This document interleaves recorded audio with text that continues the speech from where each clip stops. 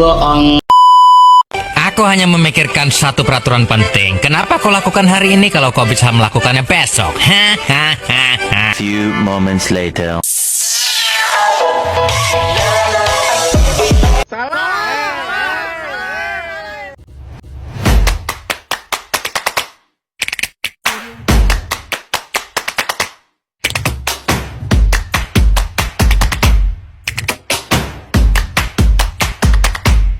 그대와 함께 달려 Ready for action, let's go 트러블 찾으러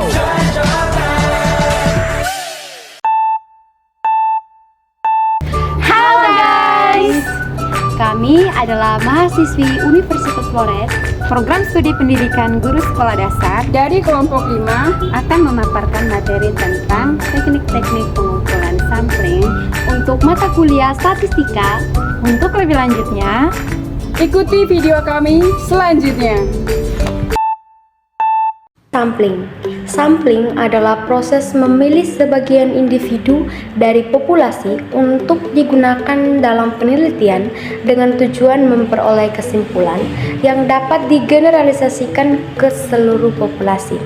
Dalam penelitian sendiri, sampling dilakukan agar proses pengumpulan data lebih efisien baik dari segi waktu, biaya maupun tenaga. Teknik sampling yang pertama yaitu probability. Sampling probability adalah teknik pengambilan sampel di mana setiap anggota populasi memiliki peluang yang sama atau diketahui untuk dipilih menjadi sampel. Teknik ini sangat penting karena menghasilkan sampel yang representatif dari setiap populasi. Berikut ini adalah dua teknik sampling probability yang sering digunakan. Yang pertama yaitu simple random sampling atau sampel acak yang sederhana. Simple random sampling adalah teknik pengambilan sampel di mana setiap anggota populasi memiliki peluang yang sama untuk dipilih menjadi sampel. Sampel diambil secara acak tanpa memperhatikan strata atau kategori tertentu dalam populasi. Langkah-langkah dalam teknik sampling ini yaitu yang pertama, identifikasi populasi dengan cara menentukan seluruh anggota populasi yang akan diambil sampelnya. Yang kedua, penomoran, memberikan nomor unik kepada setiap anggota populasi. Yang ketiga, proses pengacakan, menggunakan metode pengacakan seperti tabel angka acak, perangkat lunak, komputer, atau undian untuk memilih sebuah sampel. Kemudian masuk pada teknik yang kedua yaitu proportional stratified random sampling atau sampel acak berserata proporsional. Proportional stratified random sampling adalah teknik pengambilan sampel di mana populasi dibagi menjadi dua strata atau kelompok yang homogen berdasarkan karakteristik tertentu. Kemudian, sampel diambil secara acak dari setiap strata dengan proporsi yang sesuai dengan jumlah anggota dalam strata atau kelompok tersebut. Langkah-langkah dalam teknik ini yaitu yang pertama, mengidentifikasi strata, yaitu membagi populasi menjadi beberapa strata atau kelompok berdasarkan karakteristik yang relevan, misalnya umur, jenis. Yang berikut, disproportionate stratified random sampling adalah teknik pengambilan sampel yang digunakan ketika populasi berstrata tetapi jumlahnya tidak proporsional. Teknik ini tepat digunakan ketika populasi berstrata dan memiliki jumlah yang berbeda. Sebagai contoh, jika ada populasi yang berjumlah 5.000 orang dan dibagi ke dalam 4 strata, maka peneliti dapat menggunakan disproportionate stratified random sampling untuk mengambil 5.000 orang sebagai sampel. Sampel tersebut akan dibagi rata ke dalam 4 strata dengan 125 orang per stratanya. Beberapa kelebihan dari stratified random sampling adalah representativitas yang lebih baik, akurasi yang lebih tinggi, efisiensi dalam pengumpulan data, analisis subkelompok. Stratified random sampling digunakan untuk menyoroti perbedaan antara kelompok dalam suatu populasi. Teknik ini berbeda dengan pengambilan sampel acak sederhana yang memerlukan semua anggota populasi secara setara. Yang berikut pengertian cluster sampling. Cluster sampling adalah metode pengambilan sampel probabilitas di mana peneliti membagi populasi besar menjadi kelompok-kelompok kecil yang dikenal sebagai cluster. Kemudian memilih secara acak di antara cluster untuk menjadi sampel. Yang berikut teknik cluster sampling. Yang pertama, single stack cluster sampling merupakan jenis pengambilan sampel cluster di mana setiap unit dari cluster yang dipilih diambil sampelnya. Awalnya peneliti akan membagi total sampel menjadi sejumlah klaster yang telah ditentukan sebelumnya berdasarkan seberapa besar yang mereka inginkan untuk setiap klaster. Kemudian mereka secara acak memilih dan mengambil sampel dari klaster dan mengumpulkan data dari setiap unit individu dalam klaster yang dipilih. Yang kedua, double stack cluster sampling. Dalam pengambilan sampel klaster 2 tahap, peneliti hanya akan mengumpulkan data dari subsampel acak unit individu dalam masing-masing klaster yang dipilih untuk digunakan sebagai sampel. Teknik ini kurang dapat tepat dibandingkan pengambilan sampel 1 tahap dan sebaiknya hanya digunakan secara acak dari dalam cluster hingga mencapai ukuran sampel yang dapat diatur. Yang berikut contoh cluster sampling. Misalkan seorang peneliti ingin melakukan penelitian tentang tingkat kepuasan pelanggan dalam sebuah pusat perbelanjaan. Populasi yang ingin diteliti terdiri dari seluruh pelanggan yang mengunjungi pusat perbelanjaan tersebut dalam 1 minggu. Untuk melaksanakan cluster sampling, peneliti memilih tingkat cluster berdasarkan lokasi geografis pusat perbelanjaan, yaitu yang pertama, cluster A, area timur pusat perbelanjaan, termaksud beberapa toko dan restoran di sekitarnya. Cluster B, area tengah pusat perbelanjaan, termasuk pusat perbelanjaan utama dan pusat makanan. Yang ke-C yaitu cluster C, area barat pusat perbelanjaan, termaksud beberapa toko dan area rekreasi di sekitarnya. Setelah cluster terpilih, peneliti akan mengambil sampel pelanggan dari setiap cluster tersebut. Misalkan dalam pusat perbelanjaan setiap harinya, peneliti memutuskan untuk mengambil sampel sebanyak 30% dari setiap cluster. Dalam cluster A, peneliti secara acak memilih 30 pelanggan dari 100 pelanggan yang hadir dalam seminggu.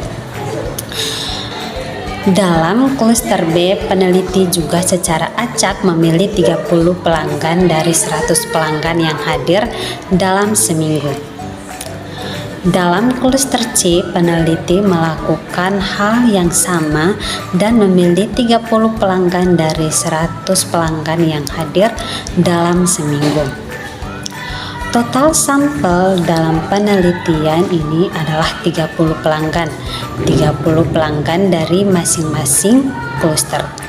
Peneliti akan mewawancarai dan mengumpulkan data mengenai tingkat kepuasan pelanggan dari sampel tersebut.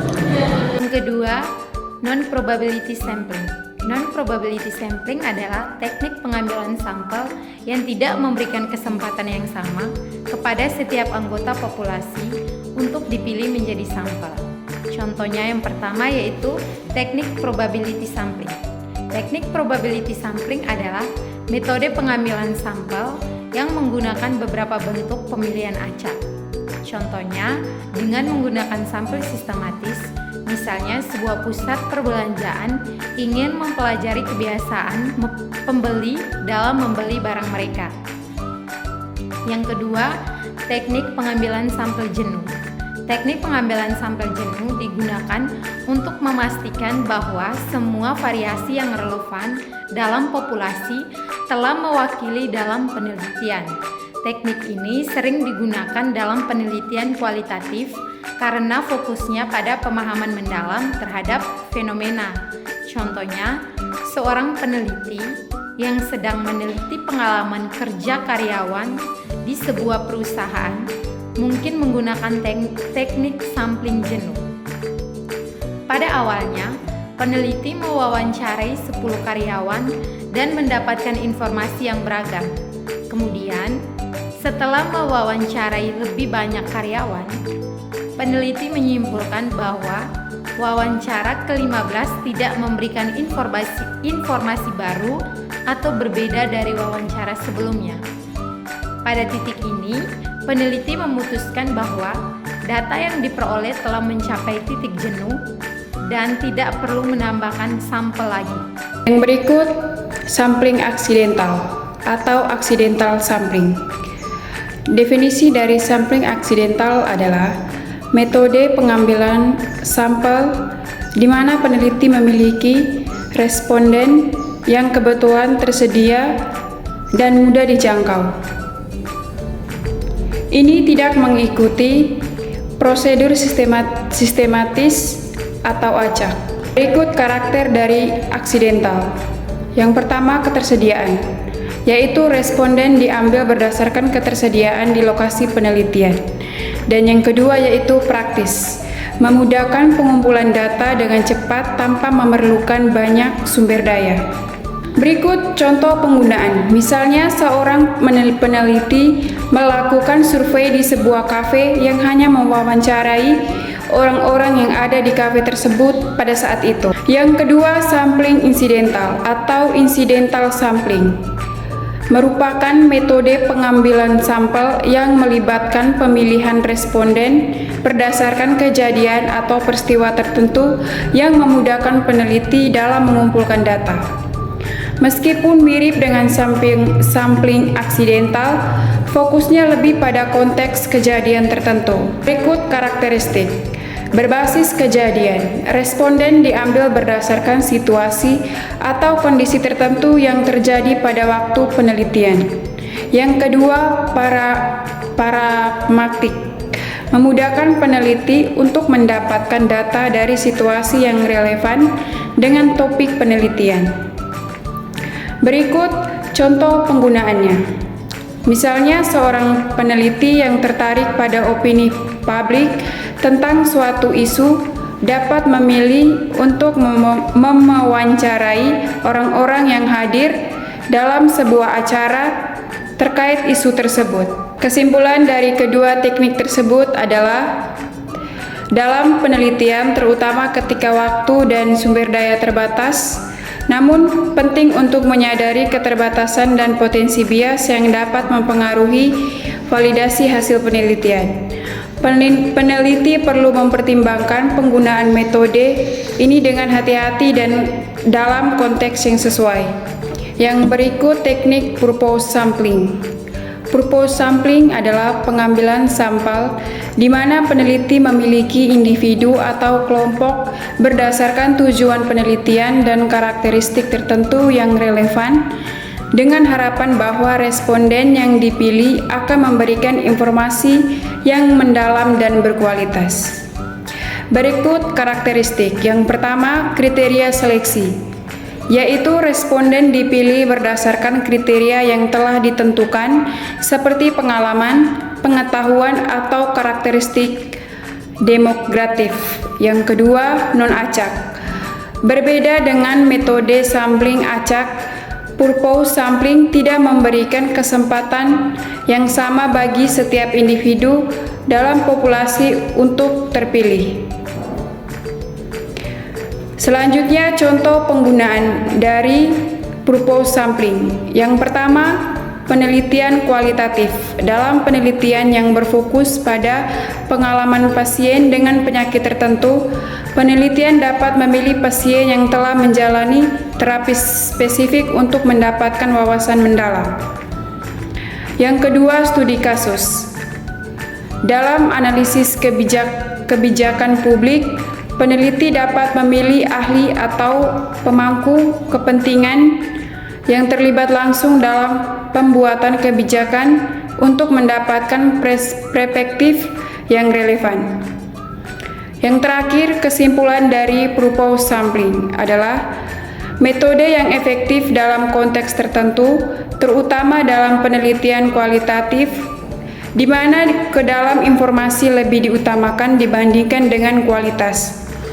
Meskipun memiliki kelebihan dalam mendapatkan wawasan yang mendalam, peneliti harus tetap waspada terhadap potensi bias dan keterbatasan yang dapat mempengaruhi validitas dan generalisasi hasil penelitian. Sekian pemaparan dari kelompok kami tentang materi langkah-langkah pengumpulan sampling untuk mata kuliah statistika. Semoga bermanfaat. Thank you for watching. Bye-bye.